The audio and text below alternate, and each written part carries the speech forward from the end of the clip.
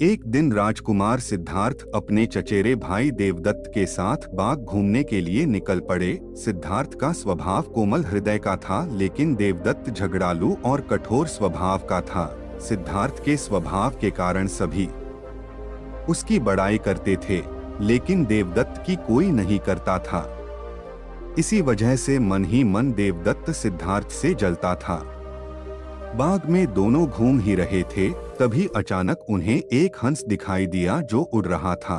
हंस को उड़ता हुआ देखकर सिद्धार्थ बहुत खुश हुए ही थे। तभी अचानक से देवदत्त ने अपने कमान पर तीर चढ़ाया और हंस की तरफ छोड़ दिया। तीर सीधा जाकर हंस को लगा, जिससे वह छटपटाकर नीचे गिर गया और घायल हो गया। सिद्धार्थ ने दौड़ते हुए हंस को उठाया और उसके शरीर से बहते हुए खून को साफ किया, फिर उसे पानी पिलाया। इतने में देवदत्त वहां पर आ जाता है और गुस्से से सिद्धार्थ की तरफ देखते हुए बोलता है, सुनो सिद्धार्थ, इसे मैंने तीर मारकर नीचे गिराया है, यह हंस मेरा है, इसे चुपचाप मुझे दे दो। सिद्धार्थ ने हंस की पीठ को सहलाते हुए कहा, नहीं, मैं इस हंस को तुम्हें नहीं दे सकता। तुम निर्दयी हो, इस बेचारे निर्दोष हंस पर तुमने तीर चलाया है। अगर मैं इसे आकर ना बचाता तो इस बेचारे की तो जान चली जाती।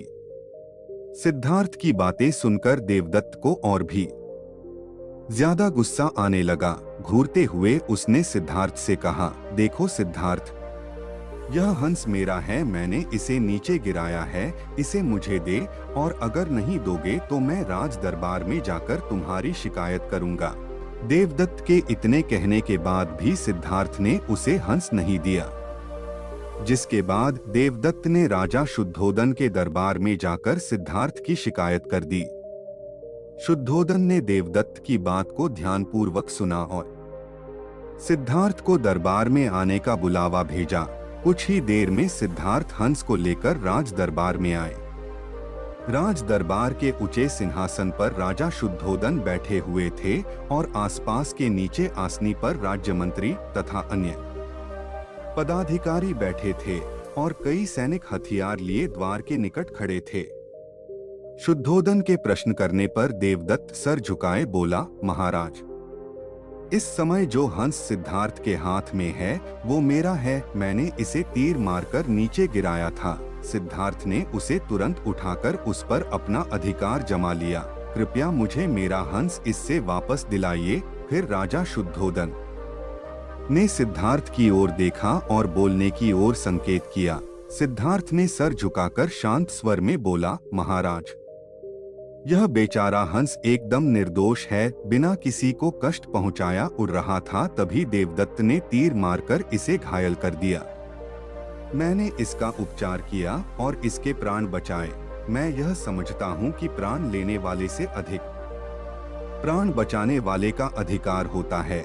मैं आपसे प्रार्थना करता हूँ कि यह हंस मेरे पास ही रहने दिया जाए। मैं इसे अच्छी तरह से स्वस्थ करके आकाश में उड़ा देना चाहता हूँ। शुद्धोदन ने अपने सभासदों से विचार विमर्श किया। वो सभी एक ही स्वर में बोले, राजकुमार सिद्धार्थ का कहना बिल्कुल ठीक है महाराज। जीवन लेने वाले से ज्यादा बचाने वाले का अधिक अधिकार होता है। अंततः हंस राजकुमार सिद्धार्थ के पास ही रहने देना चाहिए। राजा शुद्धोदन ने सभासदों की बात मान ली और फिर उन्होंने सिद्धांत को अपने साथ हंस ले जाने की अनुमति दे दी।